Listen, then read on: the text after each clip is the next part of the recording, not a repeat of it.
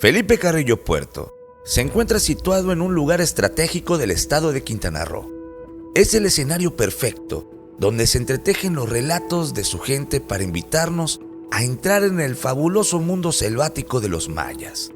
Un lugar donde se conjugan la identidad, historia, cultura y tradición. Acompáñanos a conocer el corazón de la zona maya en voz de sus orgullosos habitantes.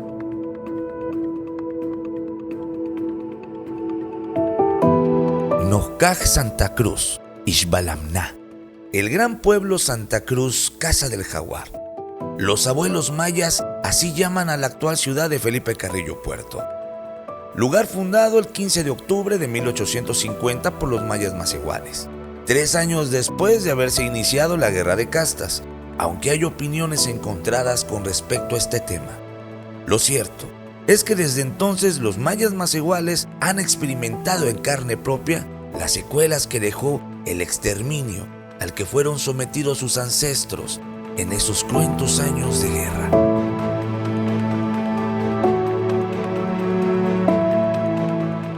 Yo me llamo Ponciano Genaro Martínez Esquivel. Soy ejidatario de aquí de Felipe Carrillo Puerto y estoy fomentando un espacio recreativo a la orilla de la laguna. Aunque las políticas oficiales de gobierno han tratado de minimizar esta parte fundamental de nuestra historia, pero Carrillo Puerto, que antes se llamaba Nojcaj Santa Cruz Balamná, fue el último reducto de resistencia indígena. Eh, en este lugar se libraron las últimas enfrentamientos con el gobierno federal, que su objetivo era precisamente someternos para disponer de todo lo que pudiera estar dentro de este territorio. Y esto se nos queda por cuestiones de herencia, yo creo. Yo no le llamaría rencor, ¿no? Pero sí una serie de resentimiento hacia esas actitudes que nos sojuzgaron. Entonces este resentimiento sigue latente porque seguimos viendo que las políticas de gobierno no son llevadas a cabo con la mejor intención humanista, sino de que son con una intención electorera que en un momento dado trata de usar las necesidades de la población para proyectarlas a sus intereses personales, de partido o políticos, ¿no? Nosotros sentimos de que la esencia del gobierno debe ser de atender las necesidades de la comunidad sin distingos de ideología o formas de pensar distintas. Aquí tuvimos la primera puerta de entrada al país por el sureste, por el sur era Vigía Chico, era acá. Tuvimos un tren militar. No tuvimos nosotros como indígenas, lo hizo el gobierno federal porque necesitaba, pues ahorita se habla de pacificar, en ese tiempo se hablaba de exterminar. Las indicaciones que venían del gobierno federal era exterminar la presencia indígena por la resistencia que por más de 50 años se tuvo en esta zona. De hecho, nosotros éramos una nación, éramos un territorio libre, independiente. ¿Qué es lo que identifica ser una nación? Pues bueno, tener habitantes, tener población, y teníamos población, tener territorio, teníamos territorio, que era toda la frontera de Yucatán hasta Belice, Centroamérica, era un territorio indígena. Y teníamos gobierno, porque teníamos una clase que nos dirigía, que eran los dignatarios, los generales mayas. Entonces éramos prácticamente una nación. Claro, no podríamos entender las cuestiones internacionales, ¿no? Inglaterra, México se ponen de acuerdo, marcan la frontera del río Hondo como límites de México y pues quedamos dentro de esta parte, ¿no? Alguien decía por allá que sin memoria no hay historia. Entonces, cuando tú olvidas cómo se empieza a desenvolver y a desarrollar esta sociedad, pues simplemente empiezas a decidir cosas por ocurrencia o por a lo mejor bien intencionadas, pero no con un sustento sólido. Y cuando conoces qué pasó en la comunidad, por qué pasaron muchas cosas, por qué se hizo lo que se hizo, aunque digas, no, pues, ¿cómo se atrevieron a hacer esto? ¿No? O sea, no era pero en ese momento era lo que había que hacer. Entonces, cuando no hay ese análisis, de esa retroalimentación del pasado con el presente, pues se cometen muchos errores. Ahorita yo estoy sintiendo que hay un pasado que nos negamos a morir y hay un presente que no ha aprendido a nacer, se niega a nacer.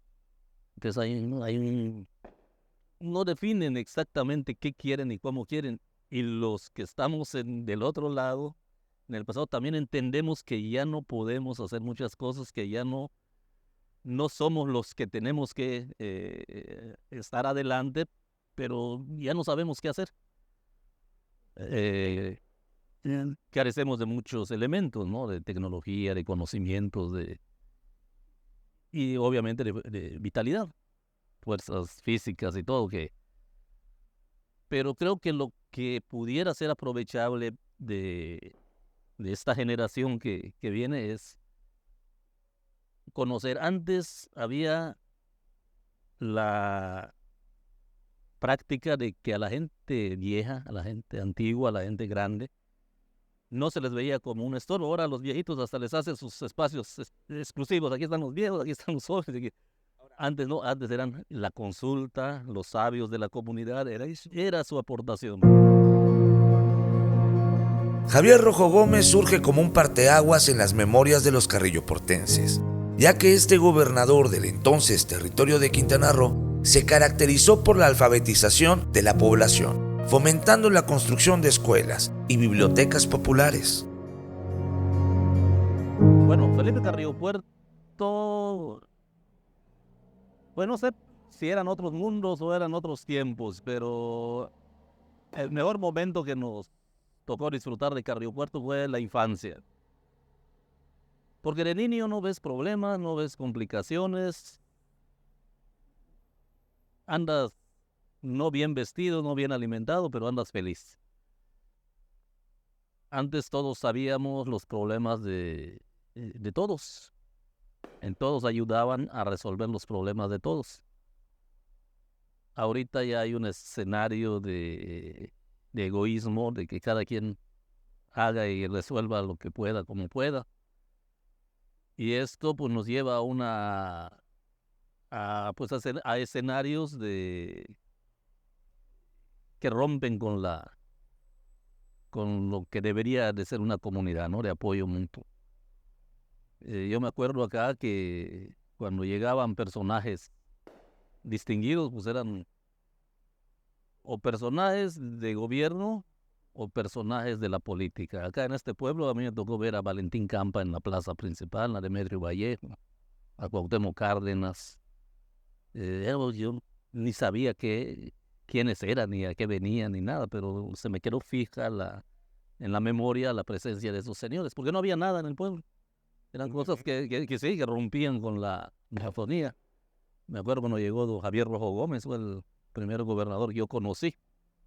Y de ahí, bueno, pues he tenido la suerte de conocer a todos, hasta la actual gobernadora, pero antes era todo un acontecimiento cuando esto se daba, ¿no? La dinámica económica de Felipe Carrillo Puerto era distinta a la de hoy en día. Los oficios eran apegados a lo que ofrecía el entorno natural. Así surgieron los lagarteros, los chicleros, los jabineros, a la par que crecía el comercio aún incipiente. Antes todos los problemas eran comunes, porque del 100% de los habitantes, el 95% eran chicleros. Y el problema de un chiclero era el problema del otro y del otro. Pues era así es. Las decisiones se tomaban de manera colectiva y buscando la mejor opción. Ahorita no. Ahorita son demasiados intereses y cada quien busca proteger su pequeño coto de poder, ¿no? Y antes no. Entonces esto también es algo que a mí me tocó vivir cuando el ejido, mi abuelo fue fundador del ejido, y me platicaban de cómo se tomaban las decisiones. Habían etapas en la vida del pueblo de lagartear. Había temporadas en las que tenían que dedicarse a la caza del lagarto, por la piel, el Loche, el Chaza, mi compadre Chaquitán. Y era entrar a la sabana a sacar al animal, con todos los riesgos que esto implicaba, ¿no? Porque tenían que sacarlo de la cueva y era algo emocionante. Yo pensé que nomás se daba en las películas, ¿no? Pero no, acá se vivió. Y el mercado de la piel de lagarto fue algo. Había también, pues, el temporada de la madera. Obviamente la temporada agrícola, que era para producir alimentos, porque había que sembrar maíz para... Pero las actividades económicas eran el chicle, el lagarto, la madera.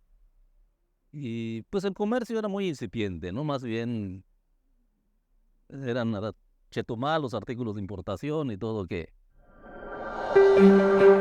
Felipe Carrillo Puerto, una ciudad de pilares vivos y memorias que revelan a través de su maravilloso recorrido de estampas coloridas los sabores, colores, olores, costumbres y creencias. La grandeza de un pueblo que guarda en su corazón la riqueza de Quintana Roo.